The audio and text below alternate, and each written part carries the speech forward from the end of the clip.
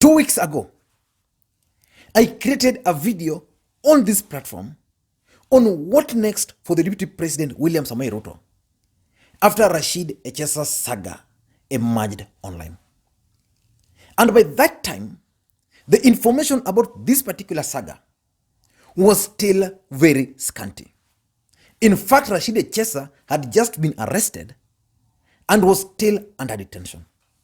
And by that time, even Kipyegon Kenei was still a free man. And very few people knew about that man, apart from the people working at the office of the Deputy President, his friends, and maybe the family members, because he was still alive. And in that video, I advised the Deputy President to do several things. One of the things I advised the Deputy to do was to sacrifice some of his staff members, senior staff members, by firing them or suspending them for allowing con game to be executed right in the office of the Deputy President of the Republic of Kenya. That's the second highest office in this land. Because they allowed it to happen. Someone slept on the job. The other thing which I advised the DP was to look for competent communications officers or competent communications experts to help him manage this whole saga. Because by that time, the DP was just throwing tweets after tweets after tweets. And while he was throwing them, basically he was throwing tweets accusing every other person, the media, how the headlines are sponsored, how all those saga was all propaganda. And because the information was still very scanty, and even the DCI had not had not started their investigations, Kenyans thought, okay, maybe let's wait and see. And yesterday, the DCI released a statement detailing on what really happened. In fact, before that, Sergeant Kenei was silenced. Alimalizwa. And that now changed everything. And the office of the Deputy President has been under a lot of pressure and under a lot of focus. And when the when the DCI issued their statement yesterday, Kenyans were shocked because the DCI proved to Kenyans that Sergeant Kenei was silenced. He didn't hakujiua, alimalizwa. And he linked Kenei's saga to the office of the Deputy President. And yesterday, the office of the Deputy President responded officially. And today I want us to dissect that response from the office of the Deputy President. But before we do that, if you're bumping on this video for the first time, I want you to take a second or two and just hit the subscribe button now, so that next time you produce a video like this, you get notified. Now back to the main issue. The DCI yesterday shocked Kenyans by their accounts of what transpired on that particular day at the office of the Deputy President. But there was something which was coming out clearly, because the Deputy President and his office had issued a statement that Echesa and the white men were in that office for only 23 minutes. The DCI proved that the whole saga, not necessarily the Echesa, took 1 hour, 22 minutes. And personally, I don't understand why Kenyans are arguing over 23 minutes or over 1 hour, 22 minutes. The fact of the matter is Kenei is not there. And the DCI must tell Kenyans what happened to him. That's something they must do. But let me go just through with you together through this letter from the office of the Deputy President. It's signed by Ken Osinde, Chief of Staff, the office of the Deputy President. And the good thing, they are in bullets up to number 7. So the first paragraph is saying, We appreciate efforts by the Director of Criminal Investigations to investigate the fraudulent access to the office of the Deputy President by crooks and cartels, as well as investigations into the death of Sergeant Kipyegon Kenei. The first paragraph is okay in my view. But it's also not true that there was a fraudulent access to that office.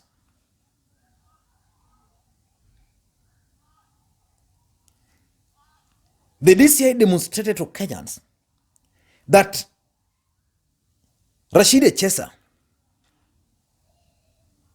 had direct access to that office. It proved. Because even if Rashid Echesa was not a regular visitor there was no way he could walk freely with that confidence.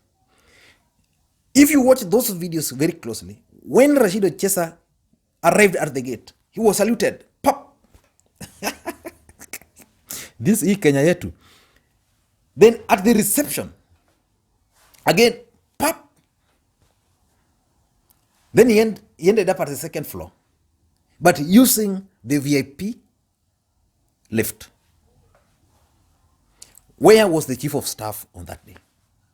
Where were the other senior staffs? Because if these guys wanted to meet the DP and the DP was out, then the best thing, they would have been transferred or they've been directed to meet someone else. So I don't want to believe that these guys have all of a sudden turned into crooks and cartels. Again, if they turned into crooks and cartels, who allowed them in that office? And what are they still doing in that office? Could it be now a strategy because Kenei is no longer there? He's the guy who authorized them to access the office. Because probably he had information that he received a call from so-and-so to allow them in. So I think on that, the use of crooks and cartels is not right, but I think the DCI must investigate all this according to what they are saying. Number two, they're saying the entry into the office of the deputy president that was aided by security officer was a breach of security.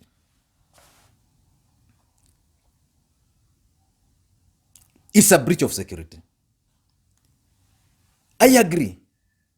If Rashid Echesa did not have access to this office, then it's a breach of security. And I'm saying it's a breach, by the way, that's why the deputy president ability as a leader is being put to test. Rashid Echesa came, just entered. I didn't see any search. I didn't even see Rashid Echesa logging in anywhere in that CCTV. Who about these other two guys?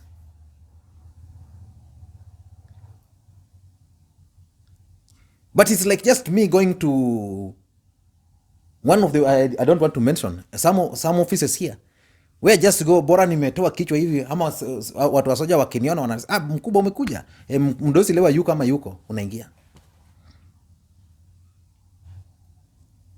But it's a breach because even if Rashid Echesa was that close to the deputy president, the protocol should be, he ought to have signed at the entry. But remember, this guy also used the VIP side, the VIP gate, not the common gate. And the VIP gate, the other side, I think, is where those measures should have been taken much more. So the DCI should investigate. So this matter, Rashid Echesa has been thrown under the bus. And it's up to him. Because remember, even the other time, when Rashid Echesa was interviewed, which I felt was wrong, he indicated that he and Ruto ni marafiki. He doesn't need any appointment to meet the DP, which is the truth. Number 3, we confirm that all the tapes that were played out at the DCI headquarters to the media were released by the security at the Deputy President's office on request of the DCI. So they have confirmed that all the video clips which we saw yesterday were released by their team. So that means we are now talking of credibility. So it means if this video were to be taken to court, then they'll be admissible because the Office of the Deputy President have confirmed themselves that these video clips were from the security team at that office. So the DCI are not just playing games. Remember, the DCI said something yesterday that they were given the first time they were given a video clip of 23 minutes.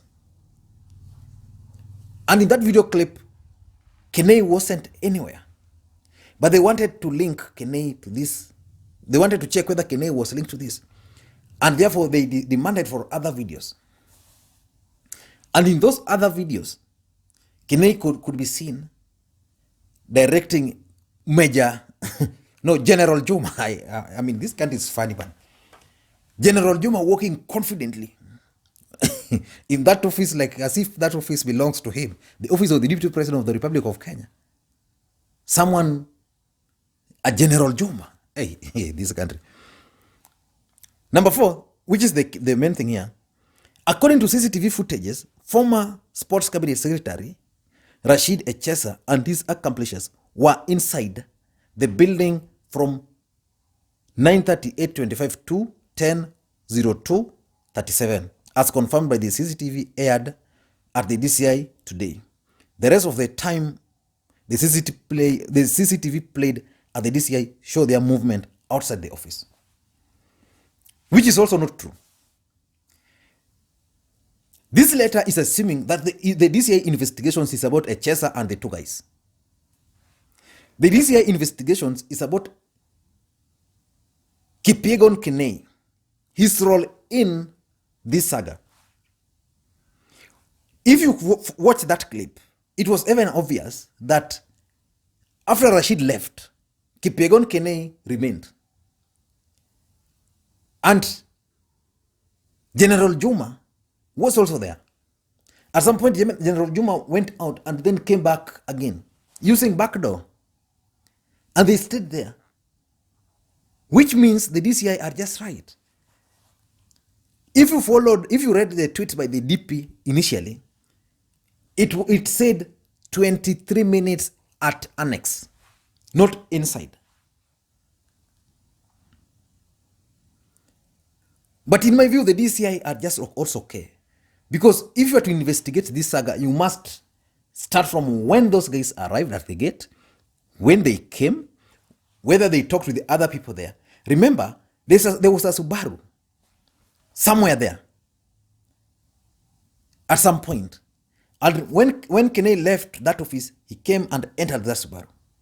The DCI has not talked about that Subaru. I remember one of the journalists asked them, but because I think they don't want to expose a lot, because they are still investigating, they know the identity of that Subaru, the person who was driving that Subaru. Probably they also know. And that's why it was not exposed. Then,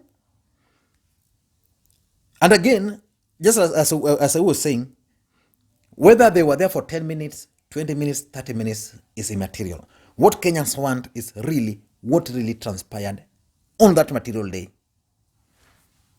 Number 5, on February 20th, Commissioner of Police Joseph Rope, who is in charge of security at Arambe House Annex, reported the failure of Sergeant Kenei to report to DCI headquarters to record a statement on February 19th and subsequent failure to report on duty.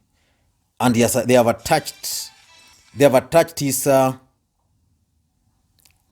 letter. I hope you are able to read the letter. They've attached the letter there.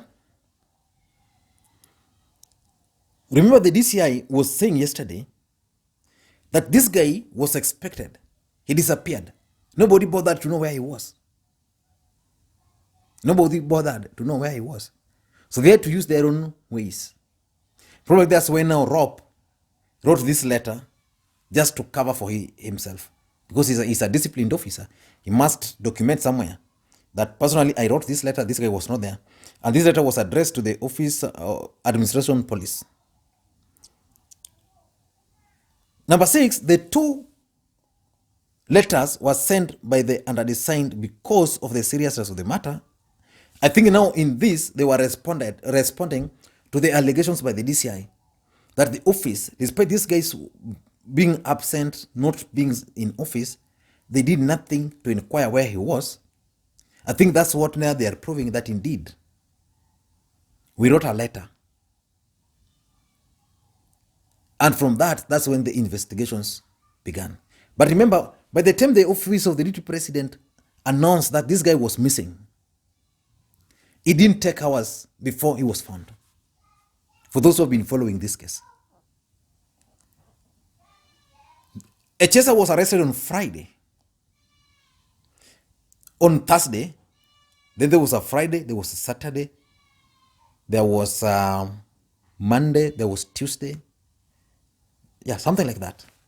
But this guy was not in office when he was expected. He was not at the DCI where he was expected.